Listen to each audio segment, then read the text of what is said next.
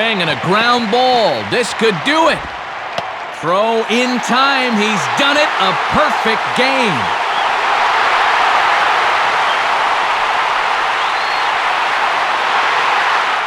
MLB The Show 06 released on February 28, 2006 for the PlayStation 2 and PSP. It would be the first in a franchise that would go on to sell millions of copies across 20 installments of the aforementioned MLB The Show series. Developed by San Diego Studio, it was their first attempt at a baseball game after they were newly formed out of the merger between Red Zone Interactive and 989 Sports in 2001, where 989 Sports, who were making and producing the MLB series until their last release of MLB 2006, was retired, and from there, San Diego Studio was now in control of the development and switched the series name from MLB to the now known MLB The Show series. Up to that point, San Diego Studio put out 3 games already, surprisingly all non-baseball games. The first game being The Mark of Cree, and 2 basketball games, NBA for PSP and NBA 06 for PlayStation 2 and PSP. Upon release, MLB The Show 06 received generally favorable reviews. GameSpot stating all of the little improvements and the return to them make MLB 06 The Show a masterful follow-up to last year's game. IGN shares a good baseball game but not great.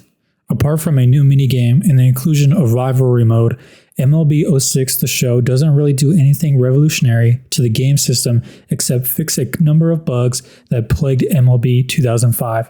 Game Informer also expressing, "The show is a beautiful game and it offers the best fantasy and creative player options. However, the gameplay is starting to show its age and it is in need of an upgrade."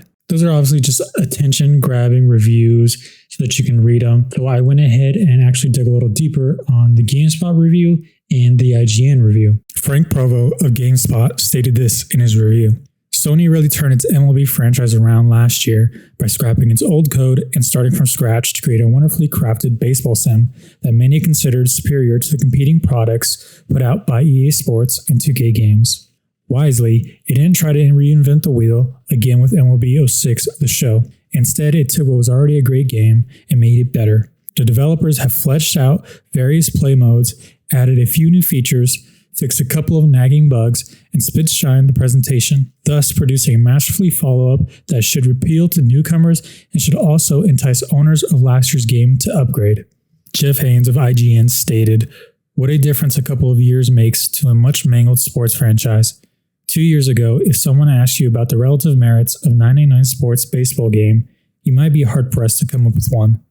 Buggy gameplay, weak graphics, and questionable control schemes all conspire to hamper this first-party title. Fortunately, last year's installment rectified a lot of these problems, inspiring hope that the franchise was not on its last legs. For the most part, that glimmer of hope is well placed. MLB 06 The Show is the best-looking baseball game in the series to date, improving broadcast-style presentations for its players and menus while including 2 brand new game modes for gamers to enjoy." I wanted to go ahead and look at these reviews just a little bit deeper, just to get an idea of what the state of the game was at the time from the year prior and then coming out to this game. It obviously seems like from both ends, it says that some bugs and gameplay actually was just improved on from last year's bugginess. And one other thing that they kind of kept mentioning was the improved presentation. The high value of presentation during this game also took that leap forward. And it made it seem like MLB The Show the last couple of years as MLB under 989 Sports was kind of in a rough spot. And then with MLB The Show 06 kind of turned it all around, right? So that's what these reviews are kind of making it seem like. So as I go more in through mine, I'm going to go ahead and point out some similar things and take a look at where the game is compared to how over time it's just going to keep getting better and actually just dominate the genre. Carrying well, back it goes, and it is out of here. And just to start with, I wanted to go over some of my first impressions of the game. And one of the first things I noticed right away is the lack of control for the hitting. So in this game, it's very much timing based. Obviously, this feels a little weird because nowadays you have so much control over the hitting with the PCI and the bat placement on everything.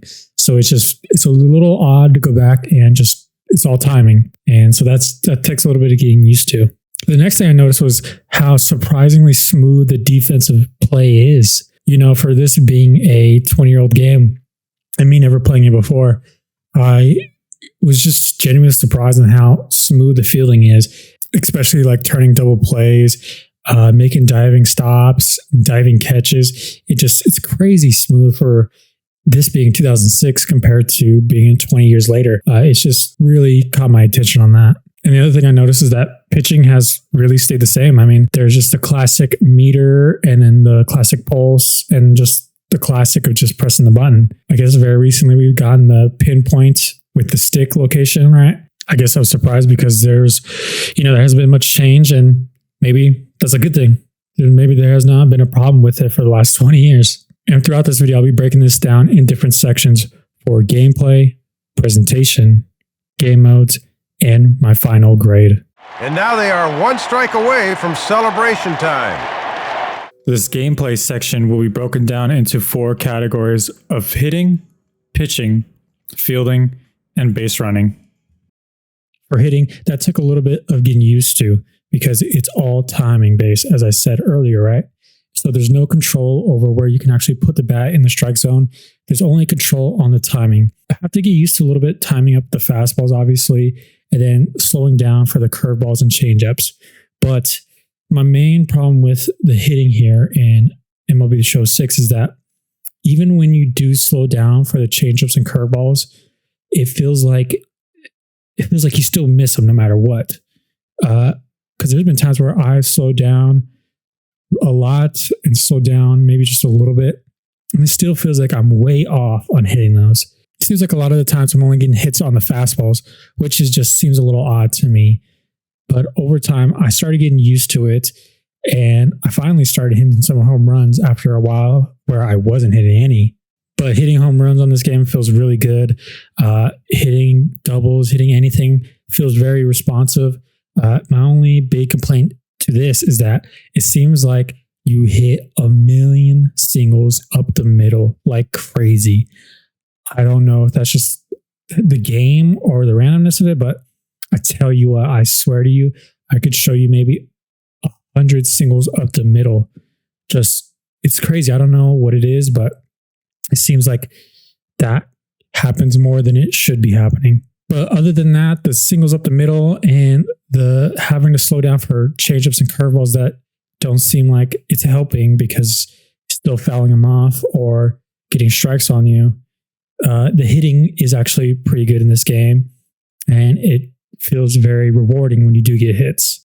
For pitching, I believe that's the most complete area on this game. For pitching on this game, it doesn't feel that bad at all. It feels very good.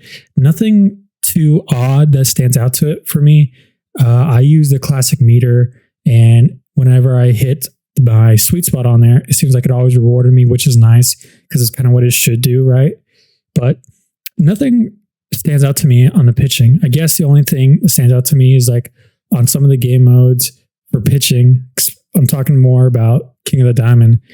I'll have like Randy Johnson or one of the greatest pitchers of all time pitch against some random bum, and it seems like that random bum could just touch whatever, right? I guess in these older games, you can't really control that kind of stuff, but it just seems like no matter the overall of the player or how bad they are, they can still like often touch good pitchers, which really shouldn't be the case. It should be like a very rare occurrence if you're going up against like a high overall pitcher, going up against the 8th or 9th batter. I feel like I've had a couple of no-hitters broken up or just some crazy hits by guys batting the 8th or 9th when I'm pitching with like Bob Gibson or Randy Johnson or just like an ace like that. So I just don't know why it did that. But other than that, like the controls feel really good and nothing too wonky on that. Fielding on this game is surprisingly one of the best qualities about it. There's so many like great diving plays that can be made. Turning two feels really like smooth and like feels rewarding in a weird way. Like it just feels good. Diving plays in the outfield, climbing the wall in the outfield. It that was one thing. If I had to say one thing that just blew me away is the fielding, the defense on this game. It just surprisingly smooth and sleek for this being 20 years ago. I would say this, there's two things on defense that kind of throw me off a little bit, but it's not crazy off, is the diving stops on ground balls. If you look closely, when you dive for a ground ball and you're just close enough, it'll automatically go into your glove. So that's a little funky, but I get it. 20 years ago, right? The other thing is how I mentioned you hit singles up the middle constantly. Well, there's going to be times where the defense stops those singles up the middle and does these like funky throws to first to where it will get you automatically all the time, right? At this point, the jump throw wasn't really installed in these games, or if it was, it wasn't like all the time, right? It's like this little underhand throw that they make from second or short most of the time. And it seems like the computer just automatically like gets you. Because sometimes nowadays the animation takes so long that you'll be able to run, get to first safe.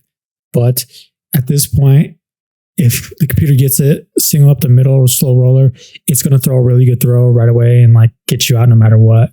So there's been a lot of times I was like, fuck, I had that single, but the computer did it on me. As base running goes on this game, it's still really in its infancy. It's starting to give you a lot of control over the base running, obviously tagging up, being able to steal seconds while you have a runner on first and third. MLB The Show is getting there at this point to where it's giving you a whole lot more control. I would say even the stealing bases, it's not guaranteed.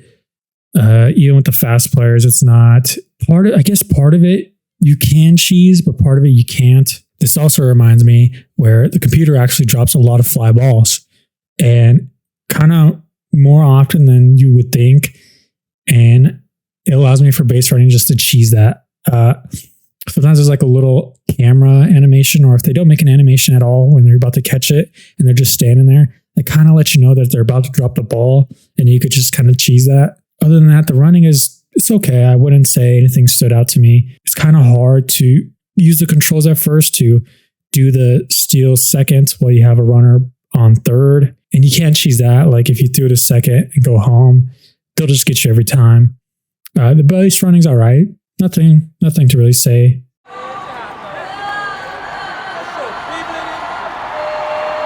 The presentation style for this game is very solid for it being 20 years old. They mention it in the reviews how the presentation style just feels upgraded compared to MLB 2006. I haven't played MLB 2006, so I don't really know, but that seems to be one of the things that the reviews we talked about earlier seem to be pushing. But I instantly noticed this as you kind of enter into a game where it has that cool animation outside the stadium, and it runs all the way up to the logo, and then the camera shots show the stadium, shows the lineup, and the broadcasters feel really authentic and it feel really good. Over time, broadcasters can get very annoying because not because of themselves, but because the games, they overuse them and keep repeating the same dialogue. But the presentation on this game was very sleek and I really liked it. And it gave it that high quality feel that I do want to compare it to other games, because it's interesting how from here, MLB The Show 6 kind of launches, right? And then all the other baseball games kind of fade away and die. Looking for on the 3-2 pitch.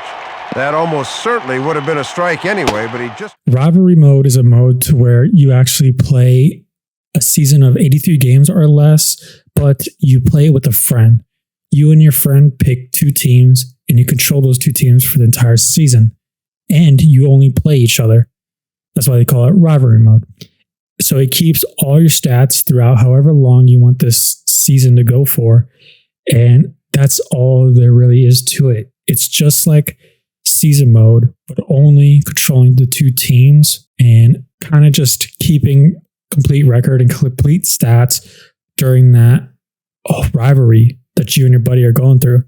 So that's why I didn't really play it, because it's technically the same as season mode. It's just a really like short version of it, of just less games and you're only playing one team. Season mode is the same exact thing as franchise, but without all the extra things added into it.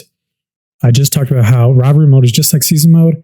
Well, season mode is just like franchise mode, but without all the extra stuff. So as you can see, it goes franchise, season mode, and then rivalry mode. You can do the same thing on franchise mode by setting everything to auto, where you can then go back later and change things if you want to. But season mode, they've had season mode before, and I never understood it because you might as well do franchise mode and then just turn all the things to auto. Because let's say you want to change some stuff later on or do something different, right? Then you can't. Then you're just stuck.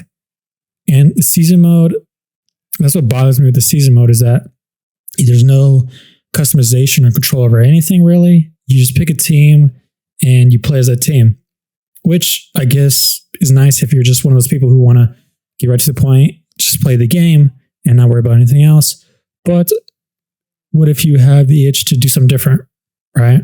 Control something or change something, then you would have that option in franchise mode. Since I played a whole season of franchise mode and I tried playing season mode and I realized what rivalry mode is, I did not play those two modes at all because they're just the same thing, just soft core versions of them. King of the Diamond was one of the new modes that they pushed out here for this game. And it's arcade in a fashion. It's arcade style, right? You get to pick any pitcher and any hitter to be a two-person team to go against another two players. And you just try to score as many points as you can. And it's just a one-on-one between their pitcher and your hitter, and then your pitcher and their hitter. And you just go back and forth for 9 innings. And whenever you're pitching, you're going to get hit all the time, no matter if you're, like I said, you're Randy Johnson going up against some bum. They're always going to hit it. And it honestly didn't feel that rewarding. The game mode just didn't feel that rewarding. It's really cool in design for the time, right? They tried something new and they kind of gave it a quirky design, which is cool. But there's a reason why it only lasted this one time and we haven't seen it since. It's just because it just didn't work. I don't know why, but I guess that's the reason why there's just nothing special about it. I'm pretty sure out there there's a whole lot of kids who got this game and put so many hours into it, but going back and playing it now didn't do anything for me.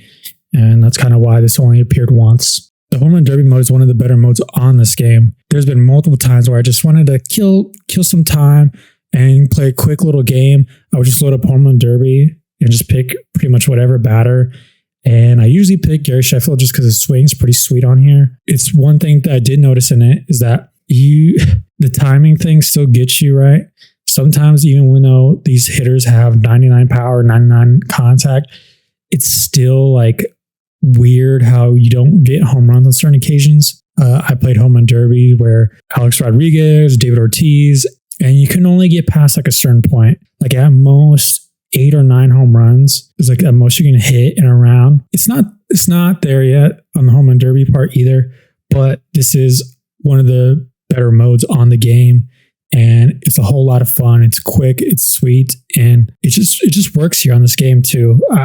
I found it a lot of fun. I wish you could hit more on there, but it's just part of that hitting mechanic that I'm still figuring out at this point. But this is definitely one of the better modes on the game. Career mode.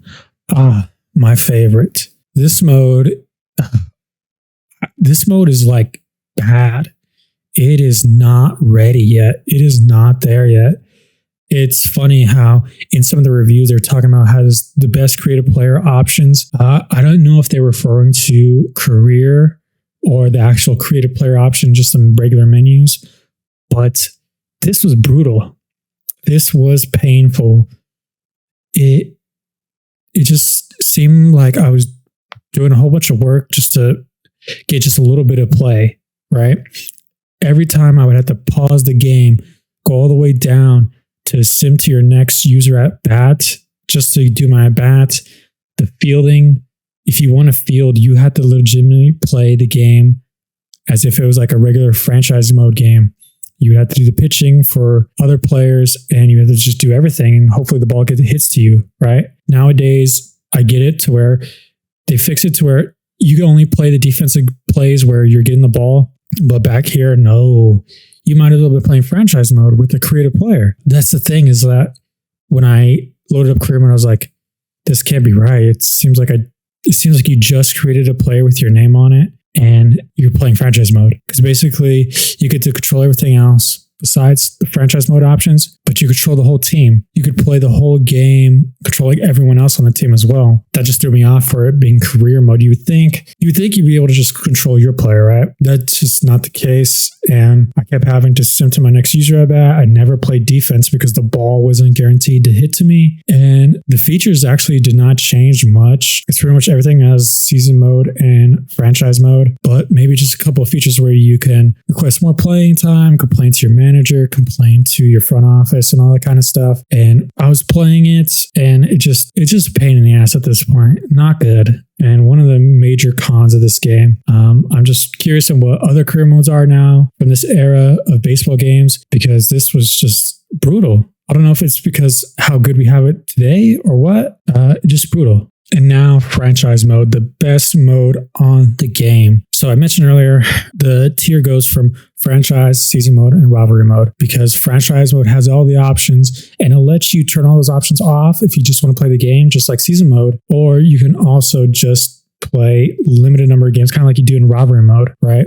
Franchise seems to just be all the options connected into one, where it gives you the options to change whatever. So it makes season mode and rivalry mode feel pointless. You could do everything those modes do, but way more, and control it where you can turn things on or off if you want to. It just gives you all the control and gives you all the options. It just makes season mode, rivalry mode, like I said, feel worthless. Franchise mode here has so much in there where you can control the ticket prices, you can build rehab facilities, you can build other training facilities for your team, control your development for your players.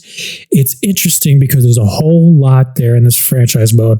If you go and check out my franchise mode video, there's so much in it that's surprising compared to how little we have nowadays. If you take into account for how much little we have these days to compare to 06, where there's a lot of stuff in the franchise mode, it makes me not go easy on the career mode. Because if they can get franchise mode this right, this early, then they should have got career mode a little bit better. Not right, but a little bit better at this point. Franchise mode has always been the staple mode for any sports games, and it should always be that way. But nowadays, it takes a back seat to such things as Diamond Dynasty and such things like Madden Ultimate Team.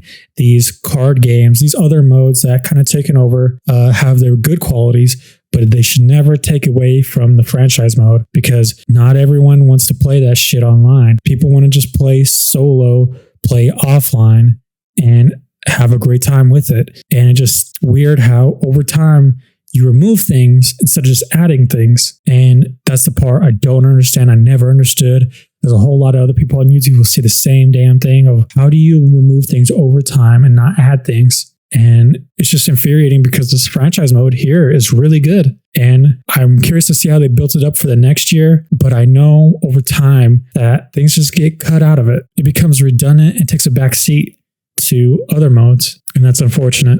He was on the big stage tonight and was the difference maker in this series victory. My final thoughts of MLB The Show 6. I thought it was a solid game. I found myself enjoying it more than not. My one big gripe with this game is the career mode. That felt like I was forcing myself. That was not enjoyable. It's funny because a lot of these videos and these games that I played, I've just enjoyed it, right? It was just fun. That's why I did it. That's why I'm doing it. This mode, career mode, I was forcing myself. I was forcing myself to do it, forcing myself to get footage, and it sucked. But I wouldn't say that totally ruined my experience with the game. I really liked the pitching. I really liked the fielding a lot. And I was impressed by the presentation value in this game for being 20 years old. I was impressed by that, impressed by the fielding, and it was solid. I wouldn't say it was mediocre because of the defense and the pitching really put it up there, presentation as well. But I wouldn't say it was good because the career mode kind of kills it for that. I would just say it's a really solid game. And I get the reviews where it was the reviews mentioned how there was nothing generational about the game, that it was reinventing or anything, but the game was solid and they did a really good job on fixing the presentation and fixing some aspects. So I could definitely see why the reviews were that way. For my final grade of the game, I would give it a 2.5 out of 5. It is a solid game with the franchise mode being great, The fielding is crazy impressive for its time. The presentation value is very good. The big cons is that the career mode is a disaster here. The season mode and rivalry mode are redundant. Yeah, you could do the same thing in franchise mode, but just turn all the settings off. And then the game also just doesn't do anything special. I wouldn't say that this game comes up in a lot of discussions about being the best baseball game. And I think that's another major thing about it, is that it just doesn't do anything special. It's very interesting to see how this is the launching pad for MLB The Show, because a lot of people really love some of the MVP baseball games. A lot of people like the 2K baseball games. I grew up playing MLB 2K on the Xbox 360 because that was the only baseball game on the 360. And it's very interesting to play this mediocre, solid game of MLB The Show 6, because from here, they just go off and they completely dominate the genre and now own the genre. It's interesting because there's games out there that people say they loved, and they probably do, but obviously those games didn't sell enough to keep being made and to keep being profitable and to compete with MLB The Show. So it's interesting just to see that beginning of all of this, because now MLB The Show is just going to take over. It's just going to get better and better every year and going to be the go-to choice. And it still is today, even though there are people out there who do have legitimate complaints and whatnot, but they're top dog. They're the only one standing. So it's just interesting to go back and look. It's another game down. Thank you so much for watching. During this process, this last game, I broke 100 subscribers, and that's not a lot, but it is so much to me. Like, I remember thinking, I was like, wow, how cool would it be to get 10? How cool would it be to get 20? 50, 70, and then 100 is just, it's insane. And it's cool to see people out there liking the videos and just watching. Thank you so much for watching. I hope you come back for more, because I do plan on doing more. So you guys take it easy, and thank you so much. Peace. What you doing, son? Nothing. Just chilling. Killing. True.